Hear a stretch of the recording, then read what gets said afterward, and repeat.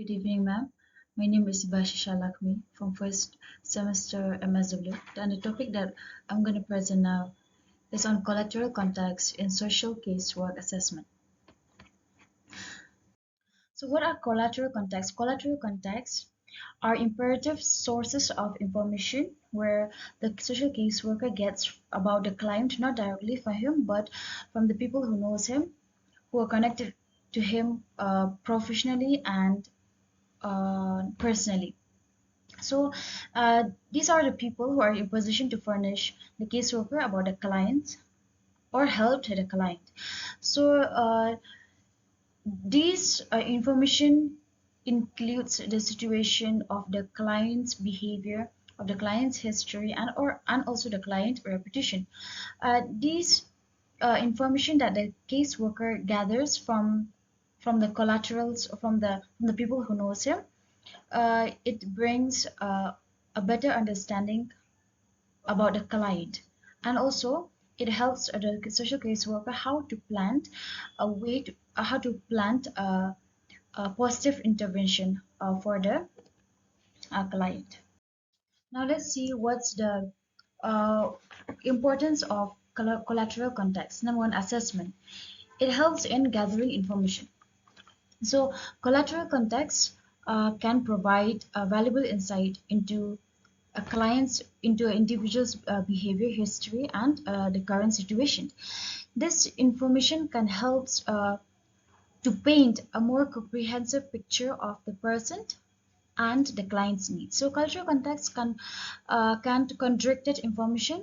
be contracted information provided by the individuals themselves, leading to a more assessment. So it may this information may reveal uh, the hidden problems of or concerns of the clients that he may not disclose by himself. And the second one is planning. So it helps in develop a comprehensive planning. So information gathered from the collateral context can help to tailor interventions and support service to the client for his specific needs and circumstances. So it helps to suggest appropriate resources, such as support groups, counseling services. And the third one is interventions, providing support. So providing support, collateral context can offer emotional support, encouragement, and practical assistance to the client. So collateral context can provide, the fourth one is providing providing feedback.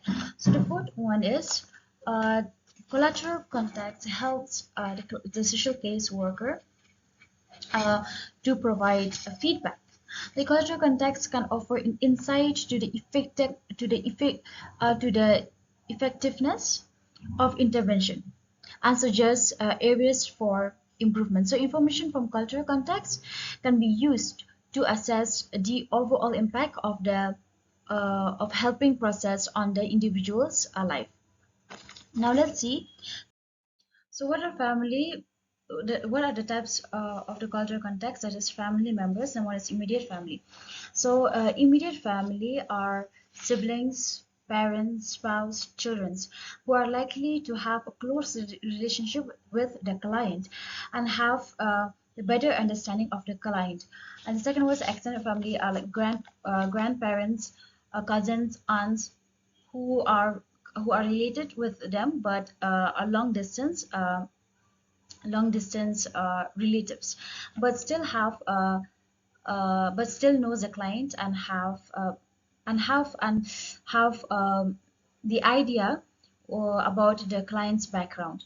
And that friends and acquaintance. So friends are friends. No one is close friends. So close friends, these are people who knows the person really well, because most of the times close friends are those person who we are really comfortable and we are ready to share everything about our life. And acquaintance, casual acquaintance, these are the people who knows the person less, but may still have information about the client, so that it may be really so uh, that it which are really helpful for the social caseworker to plan an intervention.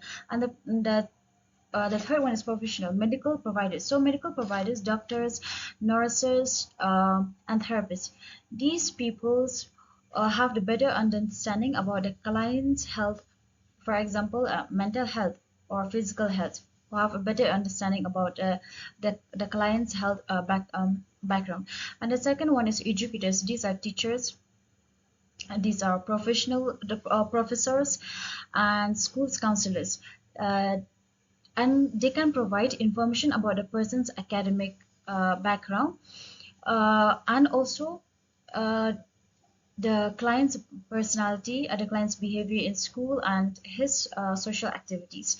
And religious leaders, these are priests, for example, priests, the pastors, etc. There are so many more religious leaders there, but these are some kind of the examples. So these are who they may have information about the client's spiritual beliefs, the moral values, and the involvement of and the involvement of the clients in religious activity.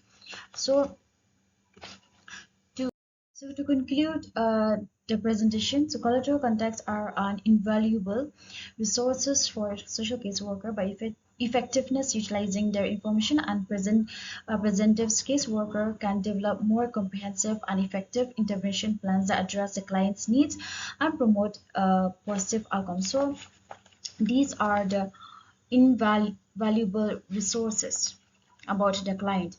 It helps in the professional in the and helping the social caseworker, because it allows for a social worker a more and accurate assessment about the client, and to provide facilitate and also to facilitate the effective planning and interventions for the client. However, it is crucial to conduct a collateral contacts ethically and with with the individual's informed consents. So these collateral contacts uh, were used by Mary Richmond during her work in America for the social case worker. So these collateral contacts are very useful, but it's very important to use to practice it accordingly, because we as social case worker, we have to maintain that confidentiality and also to have a consent before proceeding with the collateral contacts. The social case worker always have to ask for consent from the client about this practice. Uh, this is all. Uh, this is all from regarding the presentation. Thank you.